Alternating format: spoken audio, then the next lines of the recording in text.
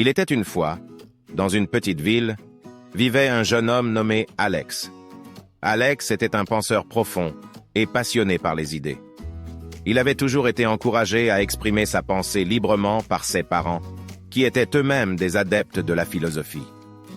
Un jour, alors qu'Alex se promenait dans le parc, il remarqua une discussion animée entre un groupe de jeunes gens.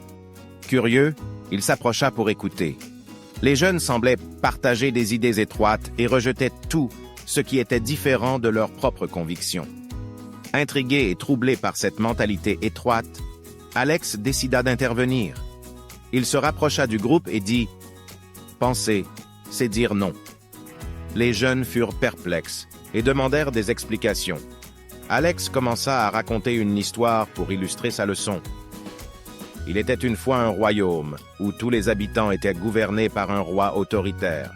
Ce roi exigeait une obéissance totale et refusait toute forme de remise en question. Les habitants étaient contraints de se conformer à ces règles sans poser de questions. Un jour, un jeune homme courageux nommé Thomas osa dire non. Il questionna les lois injustes et chercha des réponses alternatives. Son refus de se soumettre aveuglément déclencha une révolution pacifique dans tout le royaume. La leçon de cette histoire est que penser signifie dire non à l'injustice, à l'oppression et à la pensée dogmatique. Cela implique de remettre en question les idées préconçues, d'examiner les différentes perspectives et de rechercher des réponses plus justes et éclairées. Les jeunes commencèrent à réfléchir à leurs propres convictions étroites et réalisèrent que le refus de penser de manière critique les limitait dans leur compréhension du monde. Inspirés par les mots d'Alex, les jeunes décidèrent de s'ouvrir à de nouvelles idées, de remettre en question leurs propres convictions et d'embrasser la diversité de la pensée. Cette expérience marqua un tournant dans la vie d'Alex.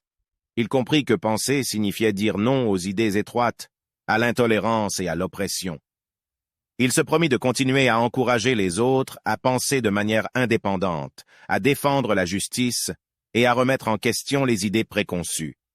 Ainsi, l'histoire d'Alex rappelle la puissante leçon d'Alain « Penser, c'est dire non ». Elle nous invite à embrasser le pouvoir de la pensée critique, à remettre en question les idées préconçues et à dire non à l'injustice et à l'oppression.